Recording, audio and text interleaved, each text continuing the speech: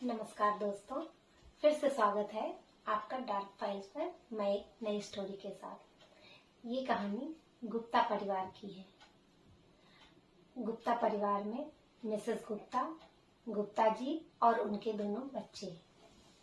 बड़ा बेटा था जो 12 साल का था, उसका नाम राहुल, और बेटी रिधिमा 7 साल की। गुप्ता जी की जॉब प्राइवेट सेक्टर में थी। वो खास मध्य प्रदेश के ही रहने वाले थे, लेकिन पहले वो जॉब के सिलसिले में दिल्ली में फर्स्ट टाइम उनकी जॉब लगी। वो अपने परिवार के साथ वहां रहने, तो उन्होंने दिल्ली में एक फ्लैट लिया। फिर वहां पर वो चारों रहने लगे और दोनों बच्चों की भी स्कूलिंग होने लगी। ऐसे ही चलता रहा। फिर 1 साल बाद गुप्ता जी का ट्रांसफर हुआ।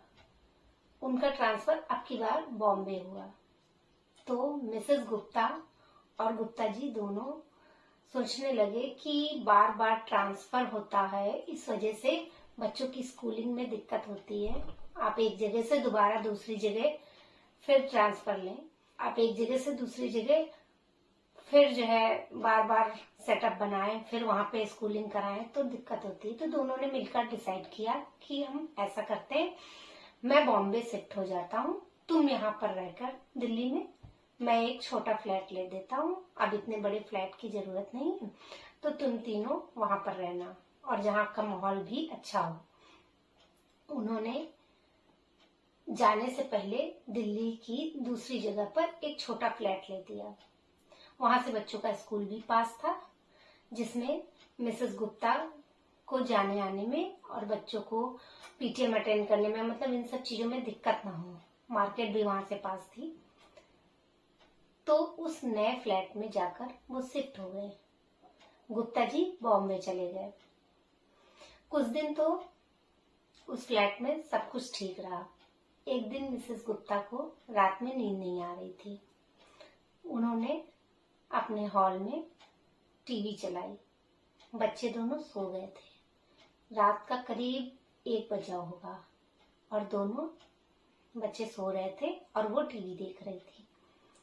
अचानक से उनके बेटे राहुल की वॉलीबॉल गिरने की जोर से आवाज आती है और वो हॉल में ढुनकती हुई बॉल आती है। तब उन्होंने कहा, राहुल तुम अभी तक सोए नहीं, अभी भी जाग रहे हो? लेकिन सामने से कोई आवाज नहीं आती है। उन्होंने सोचा, ऐसा कैसे, मैं जाके देखती हूँ। वो उठी और जाकर कमरे में देखा, दोनों बच्चे सो रहे थे। उनको लगा हो सकता है कोई चूहा हो, कुछ हो, तो बॉल गिर गई होगी। वो फिर से टीवी देखने लगती हैं। अचानक से उनको फिर से आवाज आई किसी चीज के गिरने की। वो उठी और जैसे ही उठ के खड़ी हुई, उनको लॉबी में एक लड़का दिखाई पड़ता है, करीब 18-19 साल का। वो देख के डर जाती हैं और वो लड़का उस लॉबी से होते हुए उनके पास से गुजरते हुए बच्चों के कमरे में जाता है।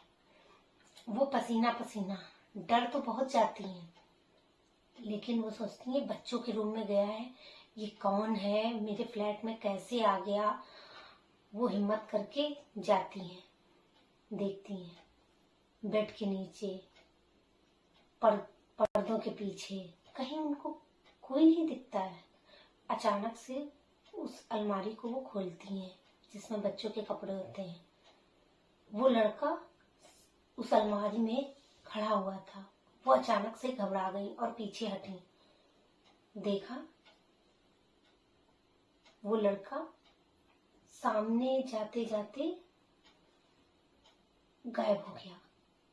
अब वो इतना डर गई, इतना डर गई, वो बाहर हॉल की ओर गई।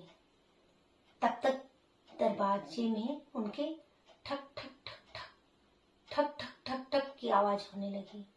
उन्होंने सोचा, रात ये सब होते होते रात का 2 बज गया था। उन्होंने सोचा इतनी रात को कौन। वो उन्होंने दरवाजा खोला, सामने एक बूढ़ी सी औरत खड़ी हुई थी, अधेड़ उम्र की। वो उसकी शकल और उसका चेहरा इतना भयानक था। उन्होंने कहा, आप कौन? वो उनसे कुछ भी नहीं बोली और चुपचाप सीधे चलती हुई उनके बच्चों के कमरे में गई। मिसेस गुप्ता फिर से भागती हुई बच्चों के कमरे में गई। देखा बच्चों की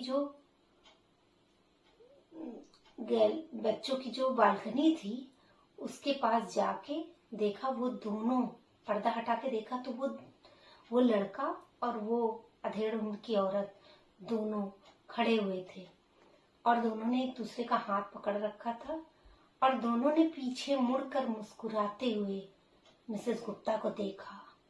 मिसेस गुप्ता थर थर थर थर कांप रही थी, इतना डर लग रहा था उनको। और फिर वो दोनों बालकनी से कूद जाते हैं।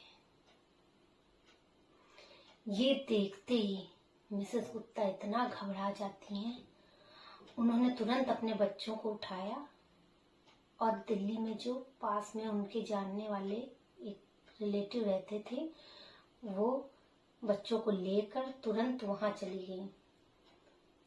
उन्होंने अपने पति को फोन किया, गुप्ता जी को, रात में ही, और सारा किस्सा बताया। गुप्ता जी ने कहा, वहां जाने की जरूरत नहीं है, सुबह जाना और गार्ड से पूछना कि क्या बात है और मेरी बात कराना। जब वो सुबह गार्ड के पास गई, उन्होंने कहा कि ये जो फ्लैट आपने हमें दिया है, महीना भर तो सब कुछ इसमें ठीक रहा, ऐसा क्या हो गया, ये सब क्या है? तब उस गार्ड ने बताया कि मेम साहब, यहाँ पर एक बच्चा और उसकी माँ रहती थी। बच्चा का उसके बेटे का दिमागी संतुलन ठीक नहीं था, तो उन दोनों ने कूदकर आत्महत्या कर ली थी। इसलिए उस फ्लैट में कोई टिक नहीं पाता है। तो मिसेस गुप्ता बोली, कोई टिक नहीं पाता है तो क्या मुझे टिकाना चाहते थे इस फ्लैट में? और वहां के जो ऑनर थे उनसे बात करके उन्होंने तुरंत दूसरी जगह शिफ्ट किया। तो ये था ऐसा एक्सपीरियंस। आज भी जब वो कहीं फ्लैट लेती हैं कुछ भी, तो वो डरती हैं, पहले उस जगह की जानकारी लेती हैं। इसलिए कहते हैं कि जब किसी आप नई जगह में रहें तो उसकी जानकारी ले लें। तो कैसी लगी ये कहानी बताइएगा और लाइक सब्सक्राइब करते रहिए। आपके सपोर्ट से ही मुझे और मोटिवेशन मिलता है।